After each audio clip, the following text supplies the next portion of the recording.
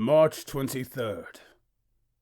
In the town of Doraquen, there are murmurs of what lurks in the depths of the house Doraquen.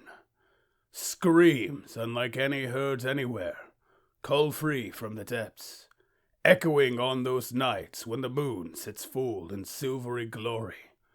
A madness soon follows these events, sweeping the town as the River Enheas turns into a slurry of crimson rot. The folks of this town, however, they pay it no mind. In fact, they bathe and drink from it as if nothing is wrong. Lady Ilmer, a fair woman of high society, takes her child to the river daily, even after it turns into this mess of viscera and decay, the dank and pungent scent of blood barely causing her nose to wrinkle. Cleaning him of the pollution of the day, that is her reply when I ask what she's doing. After all, he was playing around in the streets and messing amid the other kids. Obviously, he'd be dirty. But does she not see the blood and bits that cling to the boy's hair? The scent of decay that gags me each time I dare open my mouth to speak with her. And I had to point that out. Yet she called me insane. She dares to call me insane. She dares call me insane for speaking out about it. Her babe covered in the viscera that flows the river, and I am the one that is insane. Allow me to calm down. After that insult, I posted haste to speak to Lord Dalson, the mayor of our fine town of Doraquen, a portly man of average height and many chins. He is a mere politician, but one that I oft have conversation with. Yet today, after those cries echoed on the night of the full moon, he too cannot see the water and its tainted hue, going so far as to offer it to me. I had to decline. I assumed, though, that he drank from it, without even noticing, as with a mere gulp, the visceral water was swallowed down without any trouble. When I brought this to him, he too claimed me insane, as I spoke of the wretched water, claiming I was too tired, too entranced in my own work for my own good. Alas, my work. Yes, important that is. I am a researcher of all sorts of maladies that befall our pristine land. The Black Death, pneumonia, cowpox, all of them. I have studied them tirelessly for years, going so far as to leave my prime Doraquen and pursue medicine at Miston University, where I obtained my doctorate in the craft of malady and death. Yes, right, I have yet to inform you properly of my name. Going by I. Crane is not very polite of me. I am Dr. Isaac Crane. You must be familiar with my work, as I am sending this letter back to Miston after all. Now, on to my further escapades. I too left the mayor's office with little hint of my own, outside of those strange callings I heard from the depths of the house Doraquen, a place long since abandoned and left aside. Alas, that cry that causes such changes lasts only for a day, with the moon high in the sky. And I know that I must investigate. But with a month between then and now, farewell. Dr. Isaac Crane. April 20th. Lo, kind penpal! I've done it! I've found what is causing the madness! Last night, just as the clock struck its midnight hour, and the silvery moon was at its highest in the sky, I slunk from my manor. My shoes echoed each step as I progressed along the cobbled stone. Suspicion lingered on each step as I passed tired night watchmen and the drunkest among us. The hard-working and simple folk. Harrowing as it was, I did manage to access the property of House Doraquen, nearly being caught by two patrolmen who seemed to be just doing their job. I regrettably had to give quite the tall tale of a sickly boy that needed my attention, and they let me pass.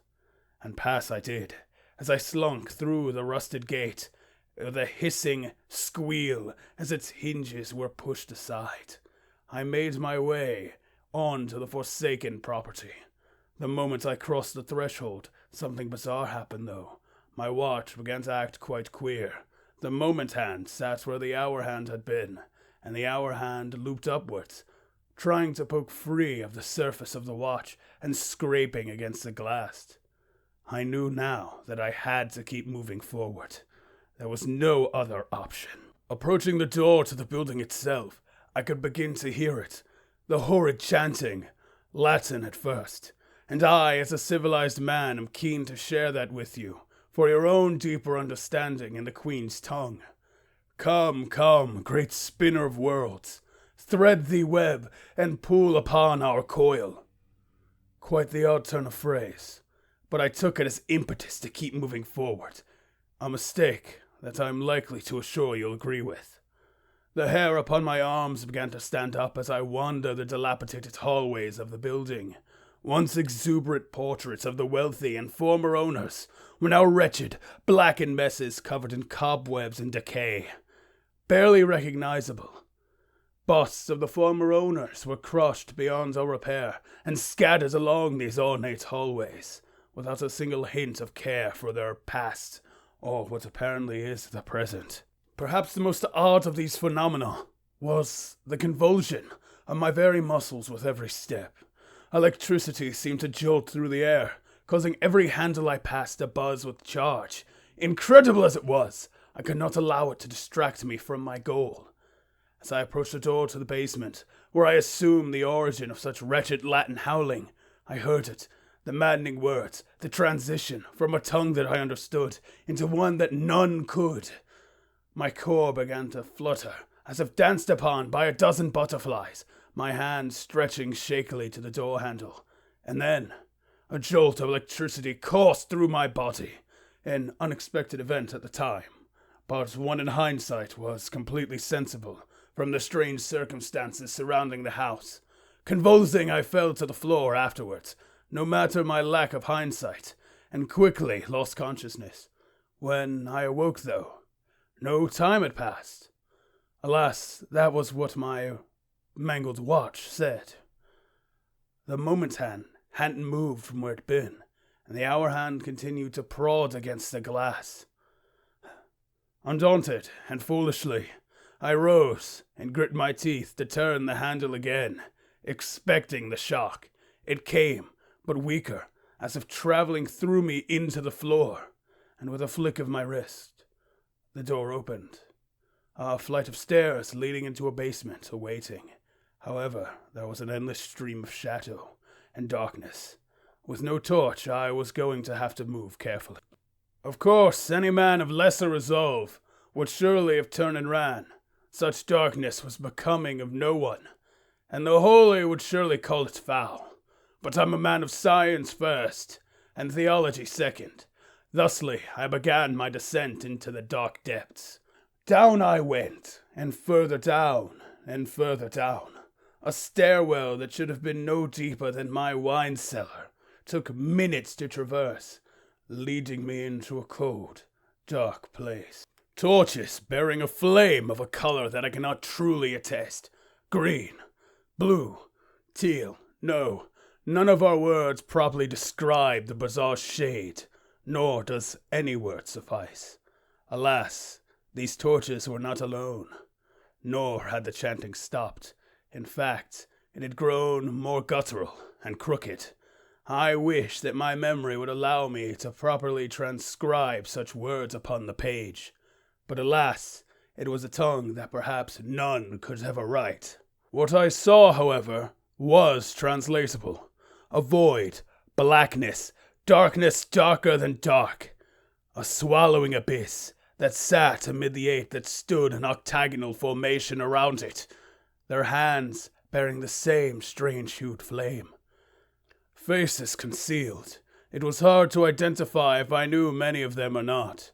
But among them, indeed, fair Lady Ilmer spared her beautiful voice in such a foul tongue, as did our Mayor Dolson. From their mouths, a continuous word among the gibberish. Kujocree, Kujocree, Kujocree. The word they spewed again and again and again. Each time it said further darkness emerging from this void, and I saw something peer through, and I wish that I did not. 8 spindly limbs, like those of a spider, reached to the sides of this void. Coarse hair that gleamed silver in the faint lights of torches, being the only thing I could use to discern its size. But even the trunks of great oaken trees would not compare to these limbs. And then, its eyes. Were they eyes? Did it have eyes? I did not really know. Leered forth from the depths, each a pale spear of the same weird color that I could not have described to you. None but it had noticed me. The debased singers around it continuing their chant, as if to pull it into the world. Loath as I am to admit it, I was shaken for the first time in a score. This creature, Kujocree, was truly a monstrosity, indescribable, a darkness that lurked, a being that lingered. Its eyes, if that's what they were narrowing and focusing upon me as teeth, blades, daggers, spindles, shimmered in the darkness. Man, when it comes down to it, is no different than an animal. There are 2 switches to flip in a situation like this. Fight, to stand one ground, and claw it out until the bitter end. Or flight, to flee, knowing death was imminent upon oneself. My choice was to flee, my legs rushing and burning as I pushed free from that basement. I ran like a frightened child, looking for the console of his mother's breast. The stairwell to escape was infinite, or to me that's how it felt. The several minutes to climb down passing like hours to escape. My eyes never wandering to my rear to check if anything was following me. I doubt it would have meant much if I did look back. Finally, though, I breached the stairwell and escaped from the wretched hall, continuing on to the front lawn where I collapsed. And then I woke this morning in a cold sweat within my bed.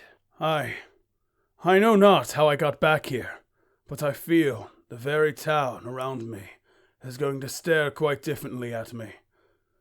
Which is why I plead to you to research this Kujocree yourself, as if possible, and to send me back anything you find.